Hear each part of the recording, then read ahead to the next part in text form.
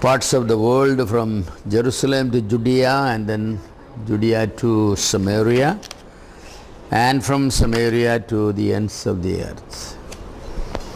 We talked about the work in Samaria and then we moved on to Antioch, the gospel to the Gentiles and to the Gentile world.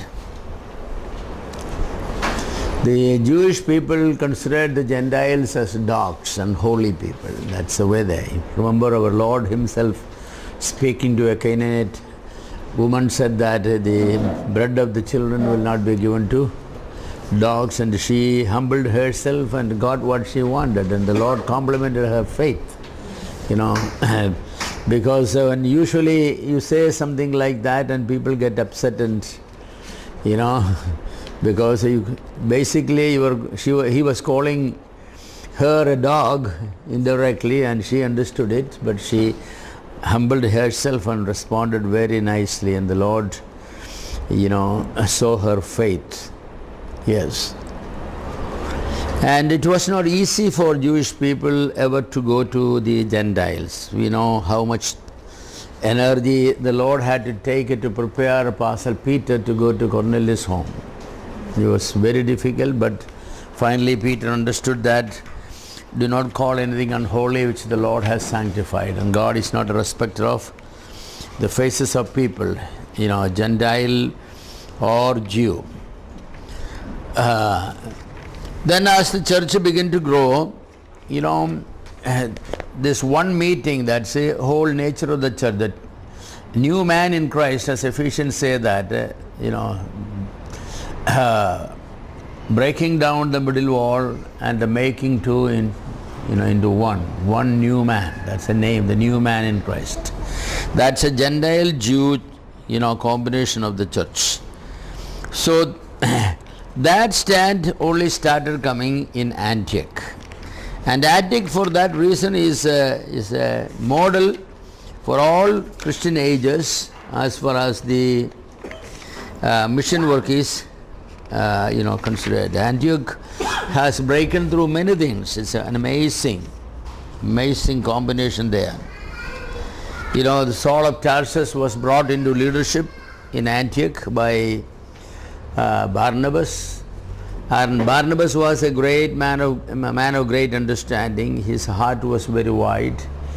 Even at the conversion of Saul of Tarsus, when the people in Jerusalem, the apostles, didn't want to readily welcome him, into the group of the believers, it was Barnabas who was taken the initiative to introduce Saul to the apostles.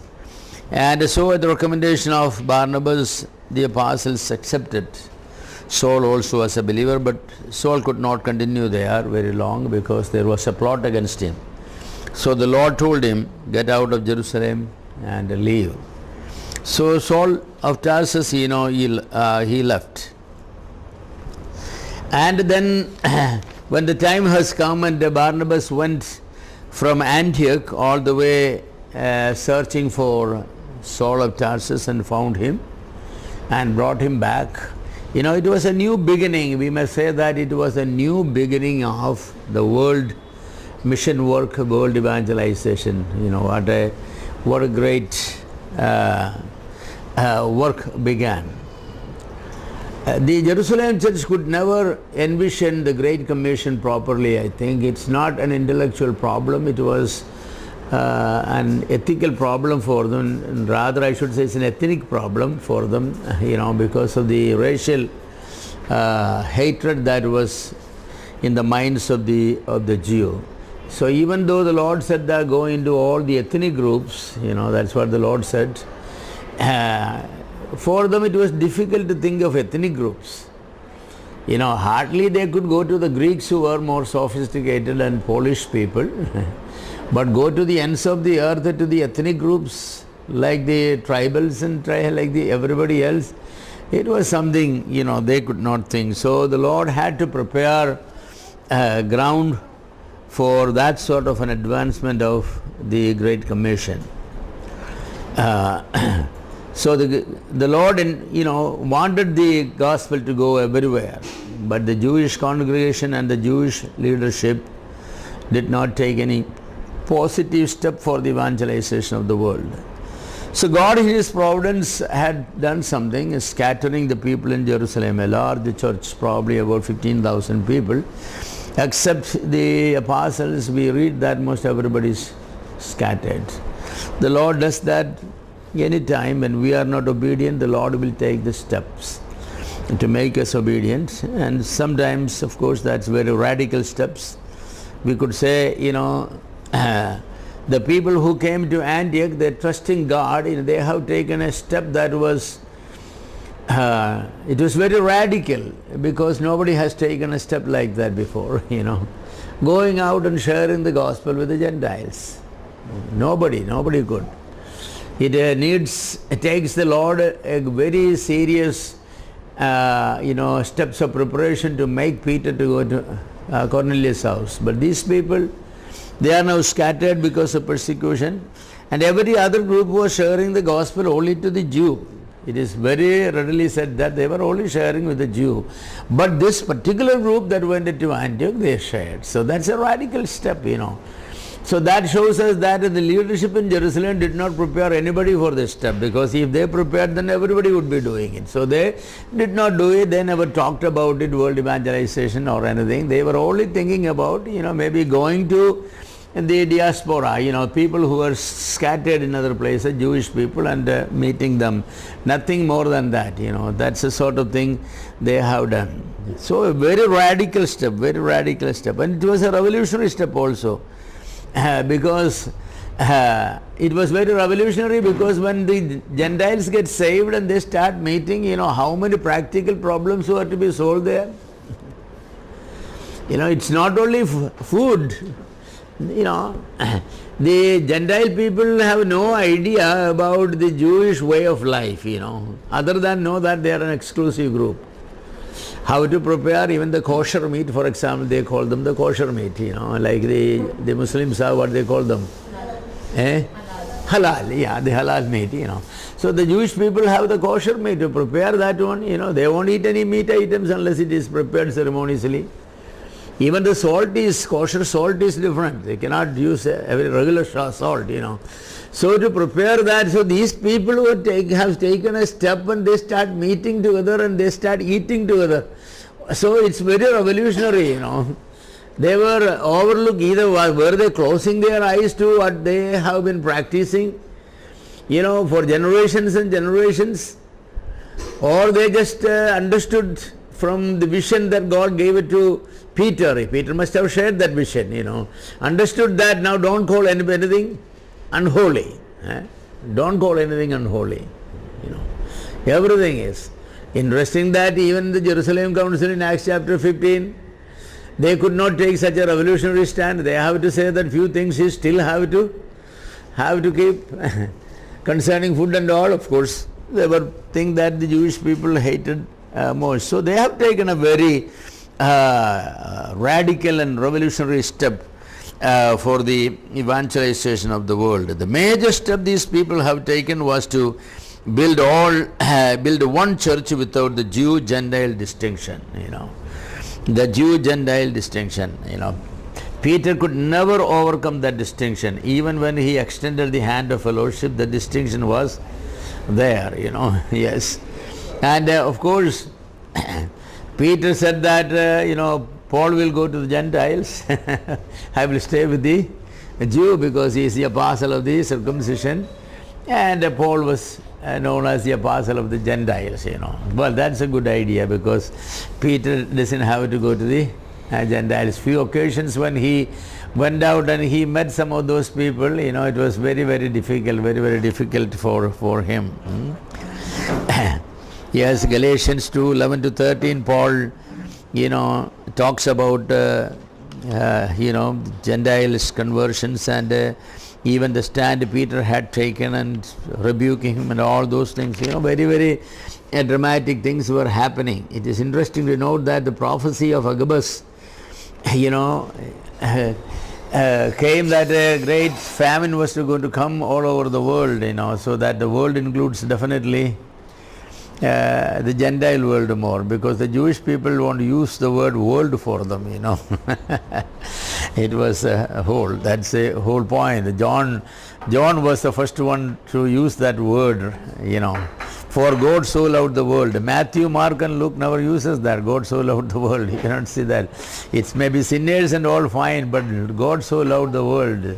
John was the first one, means without distinctions of Jew and Gentile. Some say no. The other way they say that when John used that one, he meant to say that God so loved the world, he loved the Gentile world, maybe without distinction of the Jew, Gentile, differences. So when they came to Antioch, and they were going over a lot of practical questions. So the believers at Antioch would take steps to face this drought that was going to come to the whole world. They should be thinking that we should be, doing something because the drought is coming. Just like God gave the dream to Pharaoh, immediately Joseph was taken steps primarily in order to help the whole world, though it helped the whole world indirectly, but it was how to save Egypt from the drought. But here the people in Antioch were not thinking primarily about how we are going to overcome the drought, but they were thinking about how the poor believers in Jerusalem will be helped. So immediately they have taken collection and they have sent the money, to Jerusalem with Paul and Barnabas. It's amazing, very amazing things. In other sense, the people who came to Antioch, now that they have taken a wider perspective on life and people and all, yet they did not forget their roots and all that, Yes. And interestingly also, the money was sent through two people who, Paul and Barnabas. Why they didn't take somebody else? Definitely there were Gentile people. They should have nominated one of the Gentile people, because it's a nice chance to go and see the temple at least from a distance in Jerusalem. No, they didn't, because they knew that the people at Jerusalem will be very offended if a Gentile person was sent with them with the money, to the point maybe they will not even accept that one. So in another sense, what I mean to say that the people who came in Antioch, they were still conscious about the purely Jewish thinking of the people in Jerusalem. They were still conscious about it. So every step they have taken, they were very conscious not to offend the people there. So they have taken the offering and money, but they will send it only through very Orthodox Jew, Barnabas and Saul of Tarsus. The Antiochian believers were wise and practical. If they have sent the collection to a couple of Gentile people also, we don't know whether the money would have come back to Antioch, and also we don't know. A third wise act of the church at Antioch is seen in the mixed leadership of the church. You read Acts chapter 13, there are 5 names mentioned. So, they are not called necessarily elders, but they are called prophets and teachers. But those men were definitely giving the leadership to the church. And it's very interesting that, these people already have taken into leadership people who are Gentiles, purely Gentiles. You think of that. Paul and Barnabas were the only Jewish people there. The others were all Gentile background. One of them is a nigger, he's from Africa, generally understood, a black man. How difficult that would have been. And the other 2 names also were, one, what was his name, Manaen, who described as one who was brought up with Herod, the tetrarch. Maybe a son of a palace employee who grew up with Herod himself, went school with him and all that people. So all those people, they were Gentile people. And it's very amazing that in a very short time, the leadership of the church basically went into the hands of the Gentiles. And we know that with the mission, the Lord called and separated Paul and Barnabas, and then who were there? No Jewish leadership, all Gentile leadership. So that's our revolutionary action, I don't know how the Jewish people there at the city of Antioch responded, Apparently there was no problem. So the church at Antioch was radical. In a very short time they were able to wipe out the ethnic distinctions of the Jew and Gentile. They start seeing everybody in the Lord the same way. For the people in Kerala, for example, how many years, some say 2000 years, tradition, whatever, right or wrong, whatever he said. But to this day, the distinction between even the Syrian, Christians and the non-Syrian Christians, not completely over. Even now when the marriage proposal in Kerala comes, if it's a Syrian Christian, the first thing they will wanted to inquire about is Syrian Christian.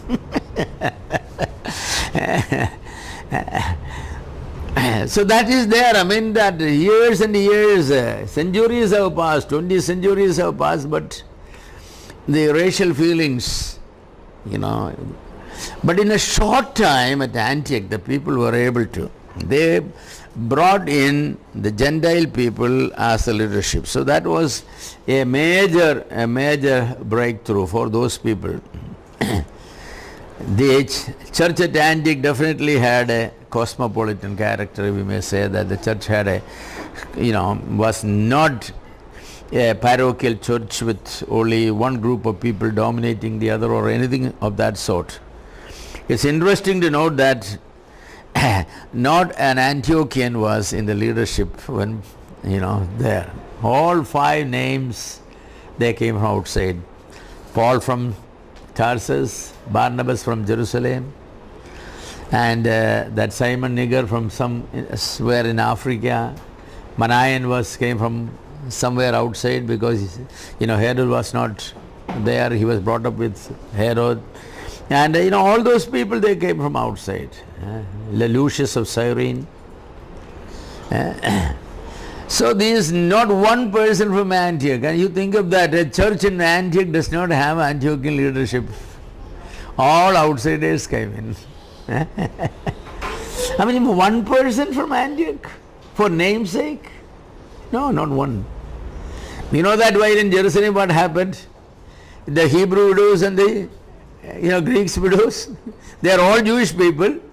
Simply that, the Hebrew widows spoke Hebrew language at home, others used the Greek language at home. But basically they are the pure Jewish people. They worship the same thing, but yet they had a problem there, But these people, no Antiochian, they all leadership came from outside. And that's so smoothly functioning. So I am not afraid to say that God's model church is not Jerusalem but the Antioch. I am not saying that Jerusalem church is not a model church, that's not bad. But Jerusalem, instead of picturing Jerusalem, presenting Jerusalem church in the front, from Acts chapter 13 on, we have the Antiochian church. The Jerusalem church comes in the transition period. That's where it started. Because the foundation has to be, the gospel has first to go to the Jew. That was the formula. Jew first. So it has to start in Jerusalem. But however, Antioch has taken over the position, the important position, and it becomes a great example for the future churches, and every one of those activities. So the church at Antioch and world evangelization, we say that, and the church at Antioch became the mission center for the world evangelization. So the gospel was start reaching already in different parts of the Roman Empire, Judea, Samaria. There were different parts of Palestine, definitely. Now Phoenicia, Cyprus, and many other Ethiopian eunuch went there, and Tarsus is already reached, and many places and are reached. The church at Antioch, as we have pointed out earlier, it was a cosmopolitan church. They had no mental reservation to take the gospel to the Gentiles, and the church had a vision for the Great Commission. The church probably was already praying with fasting and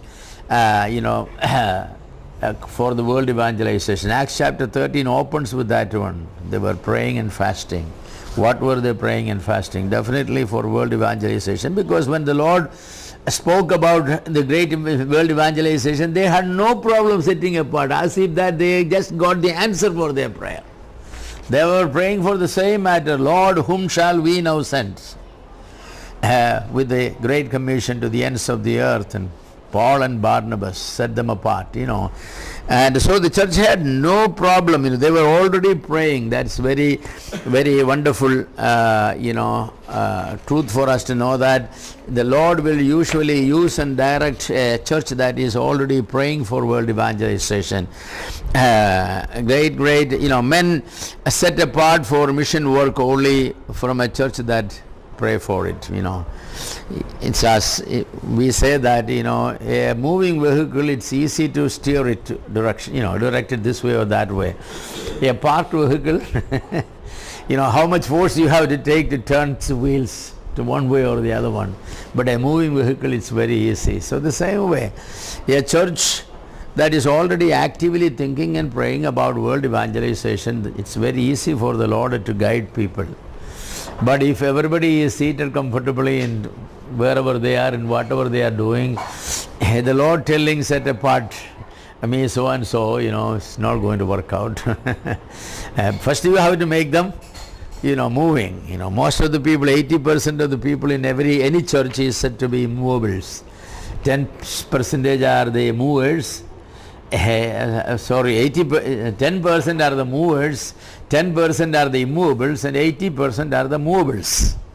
Movers, immovable, and the movers. Out of this 80% comes all this, usually the missionary force. But as we have it, 80% of the population are immovables.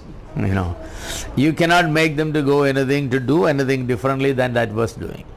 Even to ask people, hey, from behind, will everybody come forward?